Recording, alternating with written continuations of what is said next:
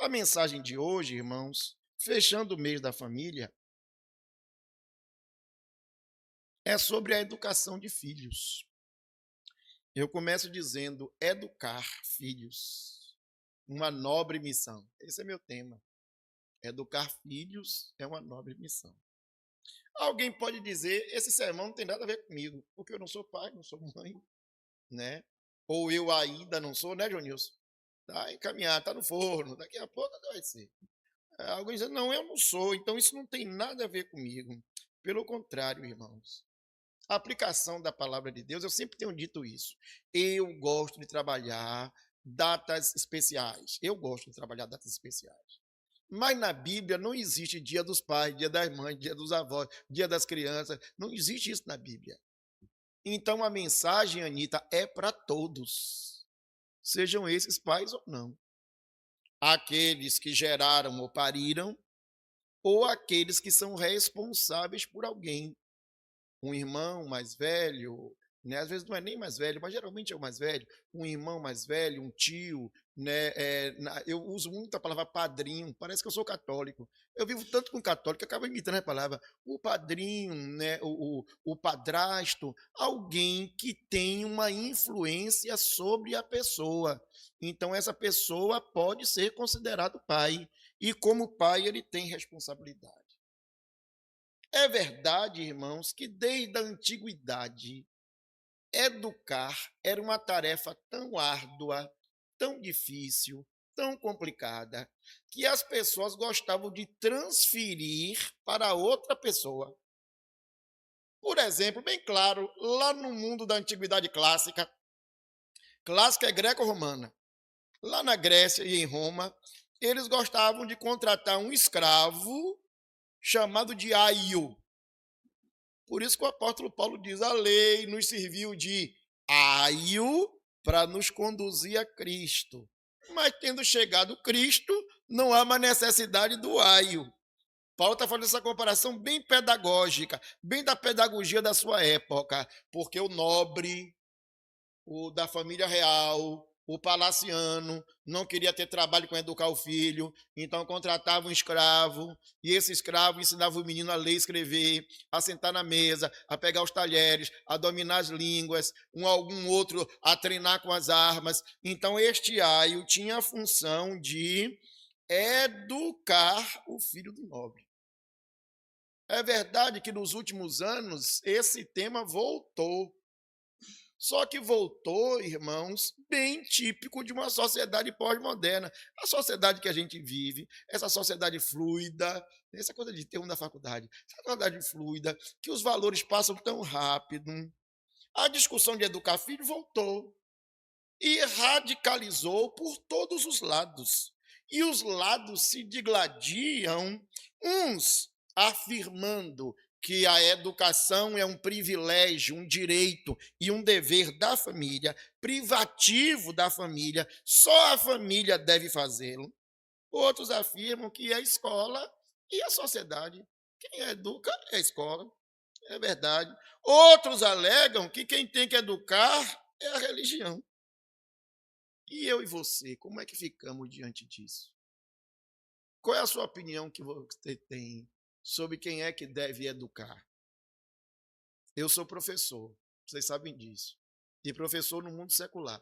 Estou afastado da sala de aula uns 2 anos e meio já, né? Que Deus me dê a graça de não voltar mais para aquela sala de aula. Minha sala de aula agora é outra, né? Mas eu sou professor. E o que é que eu posso dizer disso?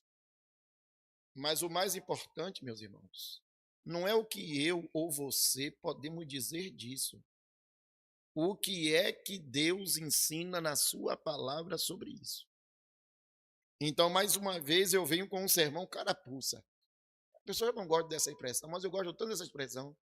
Porque quando eu estou sentado aqui no banco, ou quando eu estou pregando aqui na frente, o sermão que eu estou pregando para mim. Hoje eu tive uns embates com Caleb Judá e o Marcos. Não pode falar isso no púlpito, não. Hoje eu tive que encarar Caleb Judá e dar umas 2 broncas, e dar umas 2 repreensões, e dar algumas orientações. E depois dizer assim: o que você decidir, eu vou lhe apoiar. Mas não quer dizer o que você decidir está certo. Porque se estiver errado, vai estar errado. E aí o pai lá de longe, educando pelo telefone, né? Podia dizer assim, meus filhos são uns exemplos de crente. Aí Rita ia cutucar assim e dizer, quem conhece Caleb Judá que te compre é Manuel. Quero lembrar, irmãos, que existem, pastor Cândido, pastor Paulo gosta de usar essa expressão, existe uma cosmovisão em todas as áreas. Na educação não é diferente. Eu, por exemplo, sou negro, pobre, pobre da periferia. Meus pais tinham que trabalhar, meus pais, 10, 12, 14 horas por dia. Dona Jacira, minha mãe, que hoje vive lá naquela cadeira, com o celularzinho, mãe trabalhava 3 turnos, de manhã, de tarde, de noite. Eu me lembro que houve anos, que eu não via minha mãe. Eu via minha mãe no sábado, porque minha mãe saía para trabalhar de manhã cedo, eu estava dormindo. E quando ela chegava de noite, eu estava dormindo de novo. Então eu digo assim, eu fui um filho criado sem mãe, porque eu via minha mãe esporadicamente. Mas isso que eu acabei de falar aqui, irmãos, não é um privilégio meu, não. É um privilégio desses meninos da Boca do Rio. Porque muitos deles aqui da nossa comunidade, do nosso bairro, da nossa convivência, vivem isso aí. Eu digo sempre que eu fui alfabetizado, cadê Leda? Cadê Raimunda? Eu fui alfabetizado na televisão. Havia um programa chamado Vila Sésamo. E eu fui alfabetizado na televisão. Por isso, quem pegar os meus manuscritos vai ter dificuldade de ler, porque minha letra cursiva é feia. Eu não tenho coordenação motora fina, porque não fui para a escola aprender isso. Quando eu fui para a escola, eu já sabia ler, aprender, ler, escrever e fazer conta. Imagine como é o desafio. E os nossos filhos? E os nossos sobrinhos? E os nossos jovens? Eles foram educados onde? Assistindo TV Colosso? Sendo os baixinhos da Xuxa? Eles discutiram a sua sexualidade onde? No programa Malhação? Na escola? Com os professores das humanidades, história, geografia, filosofia e sociologia? A grande maioria esmagadora deles de orientação marxista? Pois é, essa geração foi educada assim.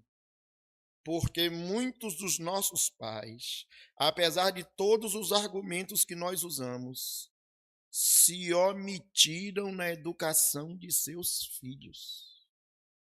Negligenciaram a educação de seus filhos. Não estiveram na evolução de cada fase de seus filhos. E muitas vezes, aquilo que eu falei de manhã, o resultado é irreversível. E aí é a hora de dizermos, Deus, tenha misericórdia. Vamos dizer juntos? Deus, tenha misericórdia. Essa semana eu disse que eu recebi uma notícia triste, né? Muito triste. Um desses meus alunos, filho de uma família cristã, evangélica, membro de igreja. Quando eu via na escola, eu dizia, poxa, fulano, meu coração trava com ele, meu coração fecha, porque as atitudes eu vejo que são incorretas, as palavras eu vejo que são incorretas, a expressão dele eu vejo que é incorreta. Esse menino precisa urgentemente de Deus. Esse menino hoje, irmãos, tem 16 anos, foi pego em Cajazeiras com arma na cintura. E se você for conversar, não estava envolvido com nada. A arma ali era só para tirar onda com os amigos. Pois é, com a arma na cintura, a arma disparou, atingiu a sua perna, ele teve que ser medicado. E vocês sabem, quando o SAMU chegou para socorrer, que viu que ele estava baleado, iam deixar morrê-lo lá no ponto-socorro. Largaram lá. Mas alguém soube, alguém avisou, a mãe corre, e a mãe é crente, né? Vai lá, ora, misericórdia, Deus, Pai, Deus do céu poderoso, socorre. E depois que socorre, que ela chega em casa, pensando que a tribulação tinha passado, não tinha passado, não. Os bandidos do bairro foram na casa dela dizer que ele era o menino que tinha os coletes dos rapazes que iam assaltar, que iam roubar, que iam fazer a perversidade. Gente, eu estou falando de um filho de um crente. Filho meu, filho seu. Percebeu como é para a gente chorar? Você nem conhece a pessoa, nem conhece a história, mas é filho meu, é filho seu, criado na igreja, cantando na igreja. Deus tenha misericórdia. Hoje eu quero falar sobre isso, que apesar do nosso fracasso, apesar do fracasso da sociedade, apesar do fracasso da igreja, qual é o papel dos pais na educação segundo as Escrituras? Qual é o papel de um pai cristão? Então, essa mensagem, meu irmão, é para você que está aqui. Em primeiro lugar, aos pais cabe, os pais precisam educar. Vejam aí o texto básico, é Provérbios 6, né? Provérbios 22, 6. Vamos ler de novo? Ensina a criança no caminho em que deve andar, e ainda quando for velho, não se desviará dele. Só as 3 primeiras palavras, todos juntos. Ensina a criança. Isso é coisa de pastor Cândido. Pastor Cândido diz, aqui é um imperativo. Um imperativo não se discute. Se fosse na linguagem jurídica, publique-se e cumpra-se. Se for na linguagem militar, manda quem pode. Obedece quem tem juízo. Soldado no quartel quer trabalho, quer serviço, ou quer cadeia. Ou uma ou outra. Estou errado, certo, pastor Cândido? Não é da linguagem aí?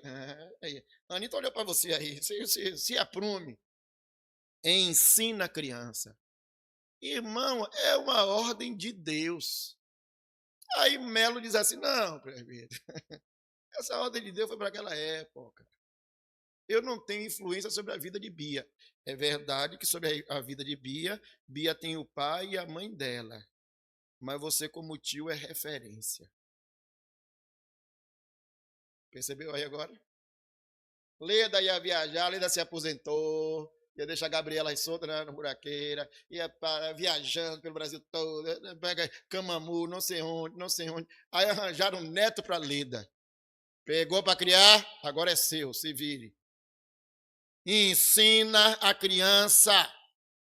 Ensina ela a sentar, ensina a levantar, ensina a pegar no garfo, ensina a tirar o prato da mesa, ensina a forrar a cama, ensina a tirar a toalha molhada da cama, ensina a escovar os dentes, ensina a pentear o cabelo, ensina que tem hora para ver televisão e tem hora que não é para ver televisão. Ensina. É ordem, irmãos. Criança não aprende por osmose, não. Há aqui duas versões, 2 ideias, que eu gosto sempre de dizer. Significa que quem deve ensinar é o pai e mãe, não é verdade? E esses pais podem ser os pais biológicos, mas podem ser os pais de criação. Podem não, tira o podem aí. É o pai biológico ou é o pai de criação? Todos 2, quem assumir o pepino tem a obrigação. Outro dia eu fui para uma audiência, na verdade não era audiência, era, mas tinha um outro nome. Uma audiência de conciliação, de uma guarda de uma criança, né, minha sobrinha. E me levaram lá como participante da guarda, da audiência. E eu estou lá, e o pai se defendendo, pago, não pago, tenho dinheiro, não tenho dinheiro, e tal, e vai, e volta. Aí o juiz mandou chamar a assistente social, e ela participou dessa discussão, mas teve uma hora que a assistente social bateu na mesa e disse, senhor fulano, sua filha não precisa só de dinheiro, não. Primeiro que ele não pagava, era um item. Mas ela foi contundente. Sua filha não precisa só de dinheiro, não. Sua filha precisa de atenção, sua filha precisa de conselho, sua filha precisa de orientação, sua filha precisa de afeto, sua filha precisa de bronca, sua filha precisa de lei. Eu digo assim, essa mulher é crente. Essa mulher é crente. Porque ela falou tudo que eu deveria falar no domingo na igreja, ela falou aqui nessa audiência. E ela estava dizendo, irmãos, iluminada pela luz divina, mas segundo as regras da sociedade, era obrigação daquele pai dar dinheiro, sim, mas era muito mais obrigação do que dar dinheiro, era obrigação educar, e ela estava o constrangendo, o colocando no lugar, porque ele não dava a educação devida. Olhe, para tristeza, eu vou dizer no púlpito, isso aqui não é alegria, não. Os irmãos sabem minha história. Eu sou divorciado. Ninguém venha para o púlpito dizer que o divórcio é divino, querido, foi Deus que desejou. Divórcio é das trevas. Divórcio ocorre por causa da dureza do vosso coração, é o que disse Jesus. E contra Jesus não há um outro argumento. Mas é incrível, depois do divórcio, não existe ex-filho nem ex-pai. O seu filho continuará seu filho a vida toda. E você continuará pai a vida toda. É o que diz as Escrituras. Então é responsabilidade sua, legal, social, moral e espiritual. Você precisa investir tempo na educação de seus filhos. Ensina a criança. Vamos repetir só essa parte? Ensina a criança. Eu fico muito, somente isso. Ensina. Eu fico muito triste, irmãos, e decepcionado com a história que eu acabei de contar. Porque eu estou em sala de aula, sou professor, encontro um menino que o pai tem religião, que a mãe não tem, que o pai é divorciado, que a mãe é divorciada, que o fulano foi largado, que fulano não foi projetado, que ninguém fulano foi pensado. Eu tenho tudo isso na minha sala de aula. E tenho aqueles que são filhos de crente. Vou tirar crente aí para você não se ofender. Tenho aqueles que são de família tradicional. Tem um pai, tem uma mãe, tem uma casa confortável, tem uma boa televisão, tem um bom celular, tem tudo. Mas quando você vai ver, o indivíduo é a pior espécie de gente que existe no universo. É arrogante, é prepotente, é mal educado. Eu nem sei se ele foi educado um dia, né? Ele diz que ele foi mal educado.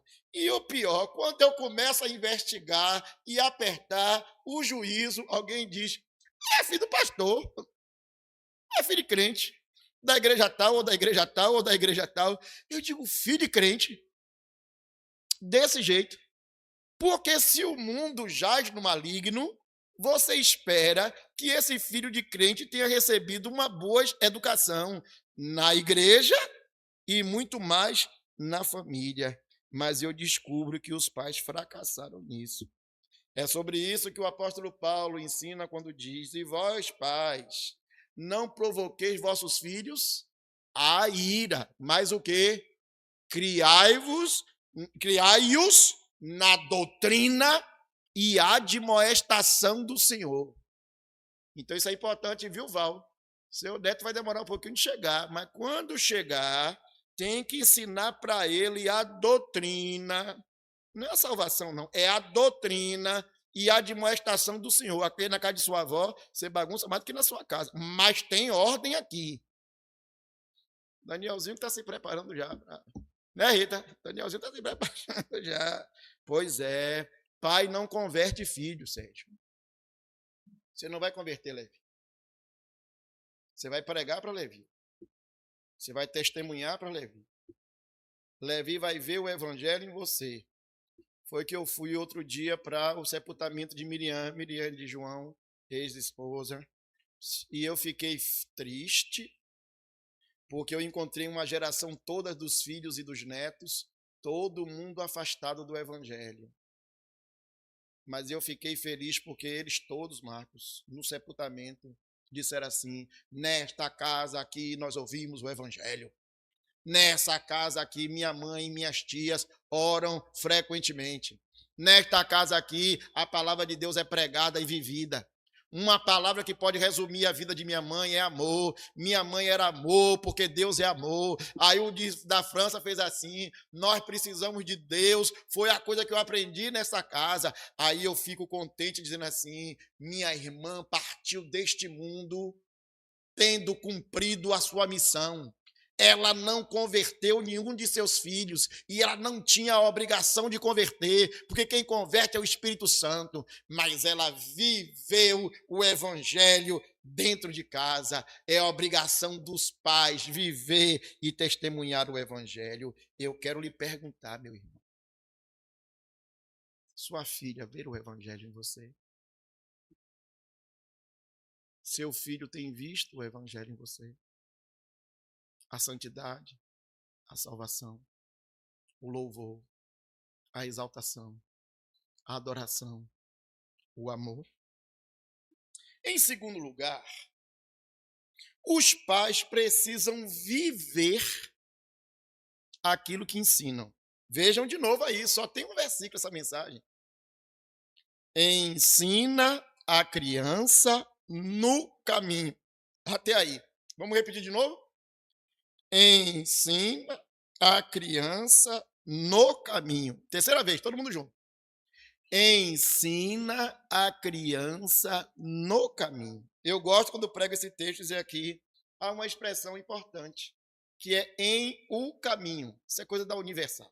Ele gosta muito desse em aí, em o caminho. Ele diz assim, em o nome de Jesus. Na época da conjunção, nós dizemos no caminho. Há uma diferença em ensinar no caminho e ensinar o caminho. Vamos para a parte mais fácil? Ensinar o caminho.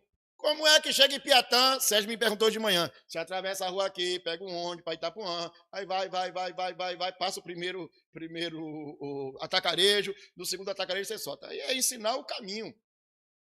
Você diz onde é, você aponta para lá. E cada um que se vire. Tinha um porteiro na escola do Colégio Parque que dizia assim, vá com Deus, até metade do caminho. Não é que metade você se vira, né? Tem gente que está falando quase isso. Vá ali, ó, vá. O texto não diz isso não, Anitta. Ensina a criança no caminho. Sabe como é no caminho? Pega o cara pela mão e vamos, Sérgio. Olha, o evangelismo é 4 horas. Eu tenho que chegar 3, porque eu vou levando as coisas, os folhetos, a água mineral, Então nós vamos sair daqui 2h30. Quer ir comigo? Vambora. A gente marca no ponto e vai todo mundo junto. Aí é você ensinar no caminho. É muito contrário uma coisa do outro, irmãos. Porque muitas vezes nós temos pregado uma coisa, falado uma coisa e vivido outra coisa. Muitas vezes a nossa vida não reflete aquilo que nós ensinamos. Eu conheço vários pais, crentes, que orientavam seus filhos a ir para a igreja. Ó, domingo tem culto, viu? Do 9 horas, culto. 10h30, a escola dominical. 17 horas, o culto. Ele ensina o menino a ir. Mas na hora de ir, ele não vai. Porque a mãe diz, eu estou lavando o prato ainda, não terminei a comida ainda, estou fazendo isso ainda, está chovendo hoje eu estou cansada. Ensinam o caminho, mas não ensinam no caminho. Na profissão de fé, ou melhor, no batismo das nossas crianças, há uma pergunta que é muito intrigante, 2 muito intrigantes. Você promete orar por seus filhos e com seus filhos? Orar por, a gente vem para a igreja, ora, abençoa Caleb, Judá, não foi isso que eu perguntei, não. Você promete diante de Deus orar com ele, pegar Dinei Júnior pela mão e dizer, nós vamos orar aqui agora, eu e você.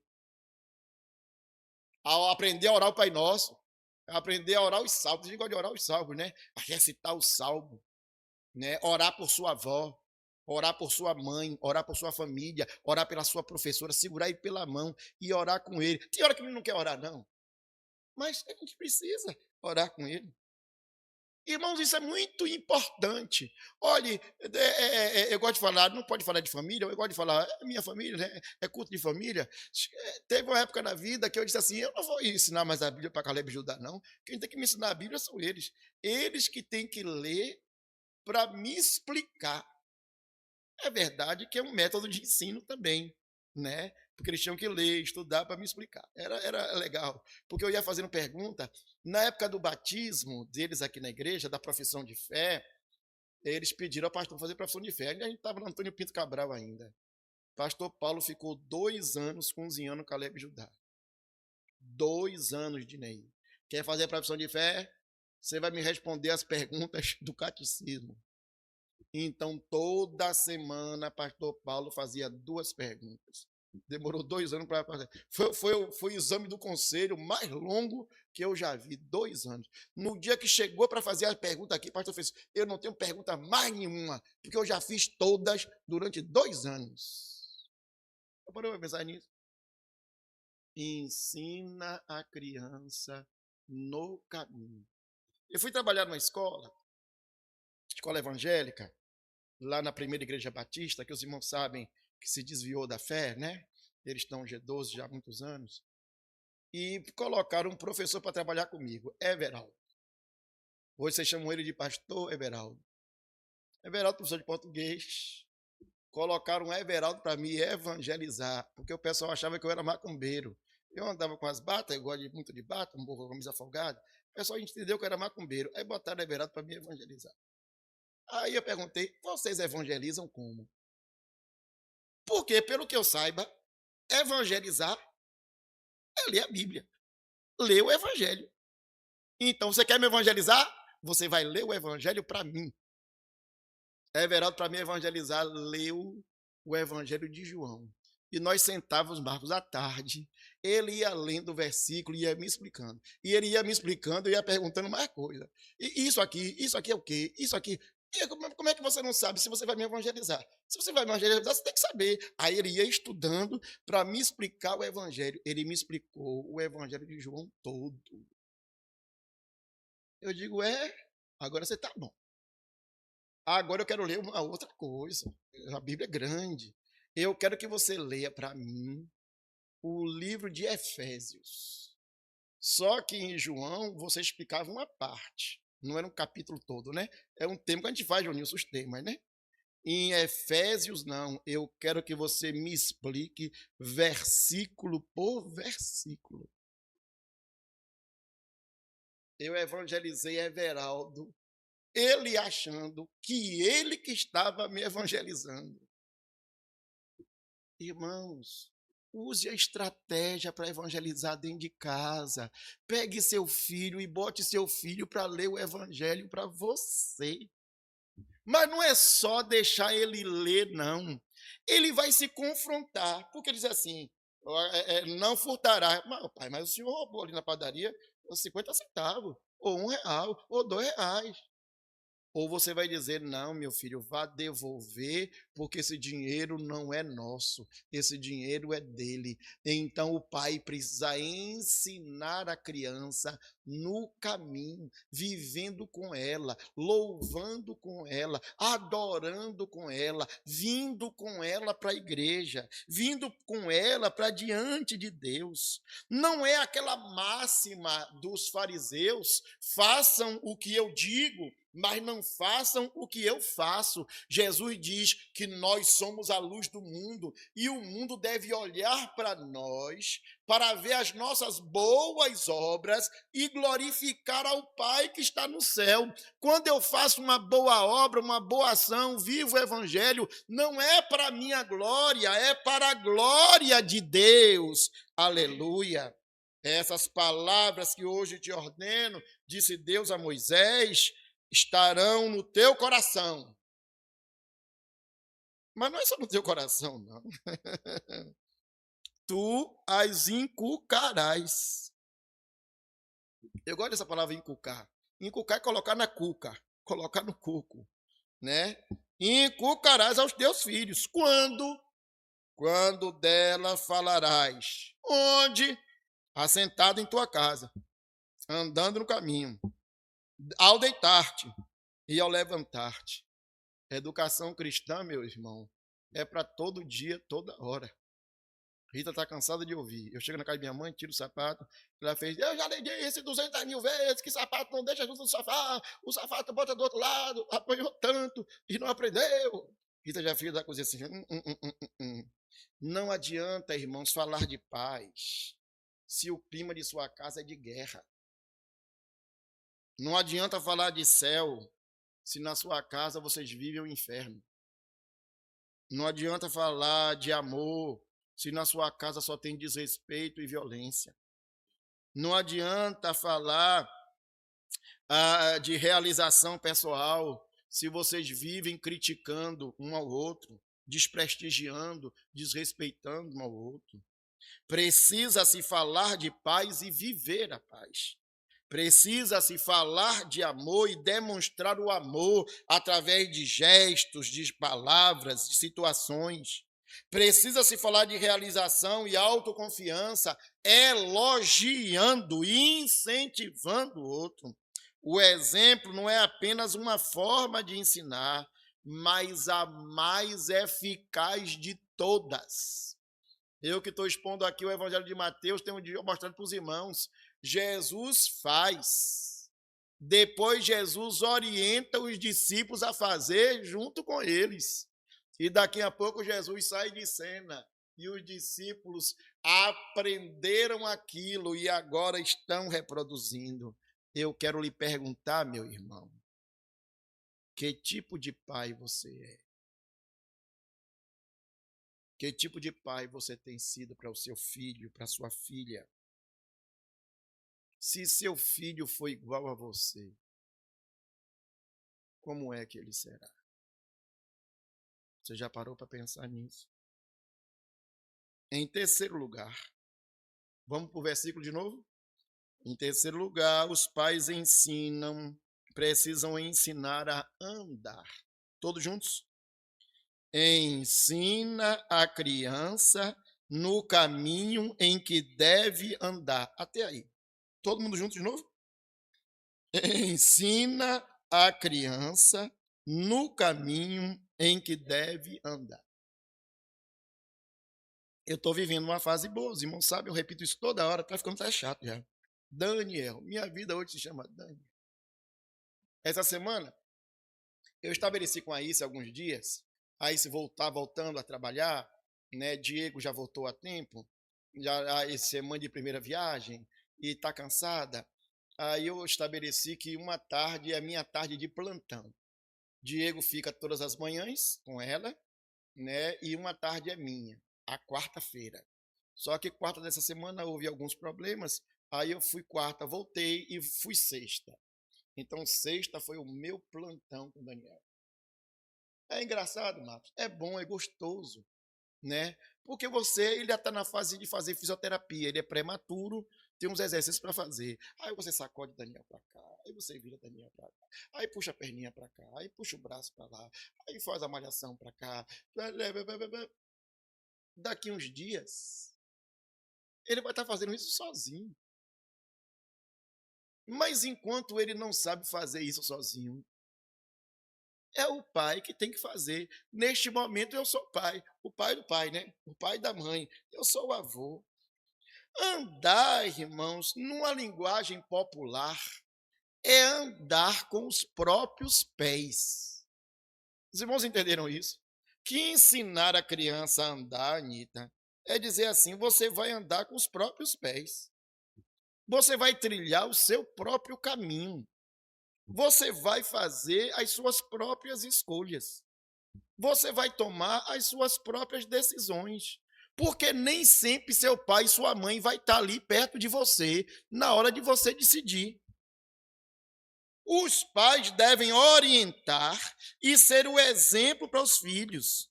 E assim, eles acabam apontando não somente o caminho a seguir, mas vivenciar com eles, para que na época certa eles possam tomar as suas decisões, mesmo estando distantes.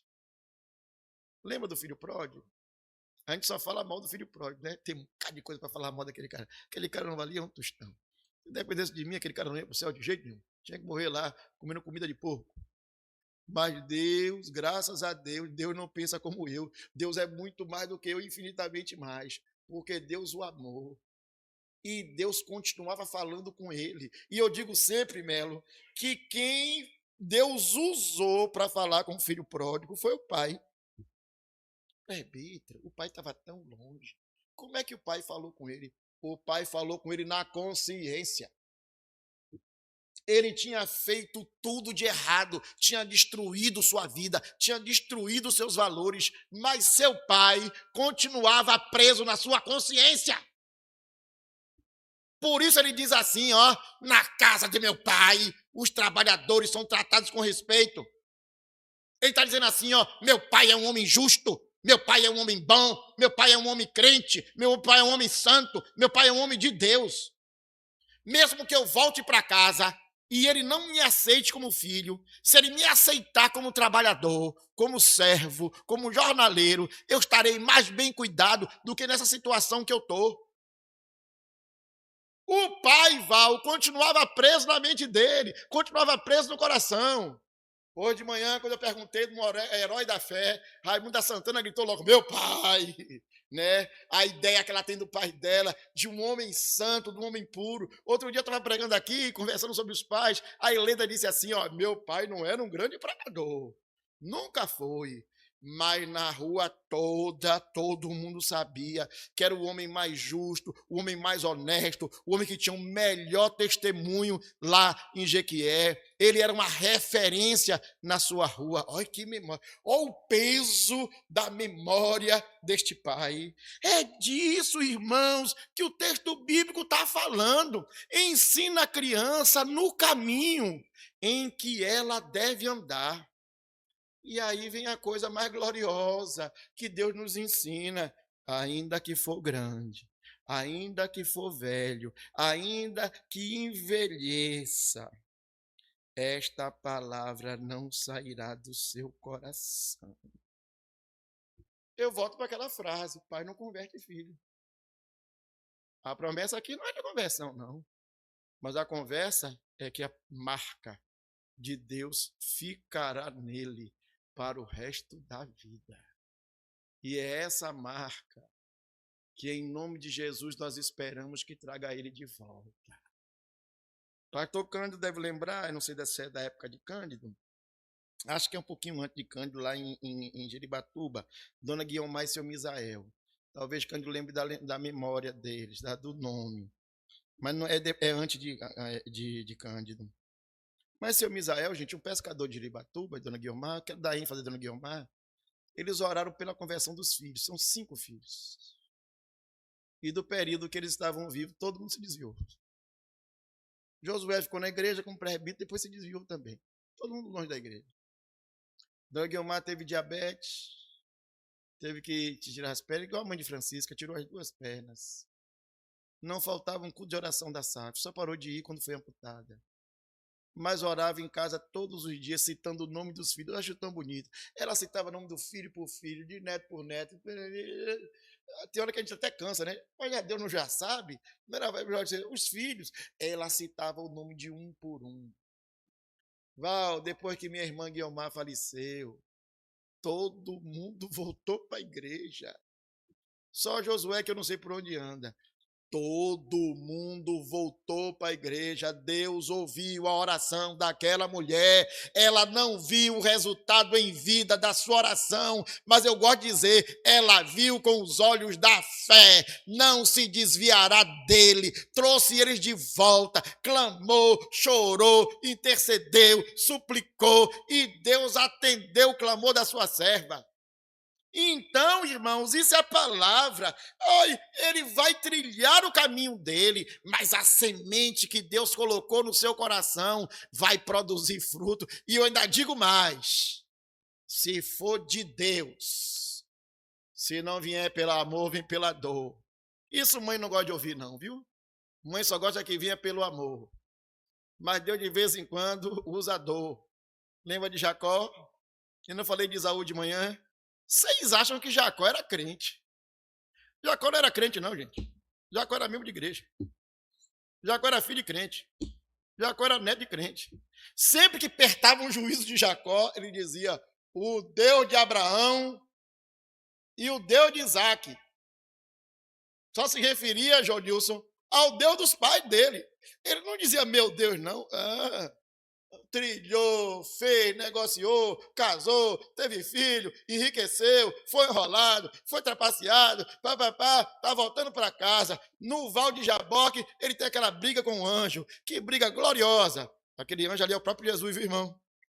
Ali é a teofania, é o próprio Cristo que está ali brigando com ele. E você sabe, se Cristo quisesse matá-lo, mataria. Mas Cristo tinha uma promessa para ele. E Cristo está brigando com Jacó. Ele diz, eu não te largo enquanto o Senhor não me abençoar. Lembra qual foi a bênção que Cristo deu a Jacó? Deixou ele aleijado. Ficar aleijado é bênção. Na vida de Jacó foi a maior bênção que ele recebeu, Marcos. Sabe por quê? Esaú enfraqueceu. Viu seu irmão caçula manco, ficou mole. Perdoou seu irmão. Quando Jacó sai do val de Jaboque, ele diz assim, o Deus de Abraão, o Deus de Isaque e o meu Deus, Jacó, saiu dali convertido. Aquilo que ele tinha ouvido do seu avô, aquilo que ele tinha ouvido dos seus pais, agora penetrara no seu coração. Ele tinha prometido até ser dizimista. Na fuga, se eu for ganhar dinheiro, eu vou dar dízimo de tudo. É como se pudesse comprar, trambicar com Deus. Agora ele volta e diz, não, esse daí é o meu Deus, é Ruth dizendo a Noemi, não me enche para que te deixe, nem que te abandones, porque o teu povo será o meu povo, e o teu Deus será o meu Deus. É a declaração de alguém que está convertido. Essa é a promessa do Senhor para nós. Ensina a criança no caminho que deve andar. E ainda que for velho, não se desviará dele. Que Deus aplique a sua palavra, essa admoestação no nosso coração. Que nós ouçamos atentamente a palavra de Deus. E ouçamos também a sua promessa em nome de Jesus.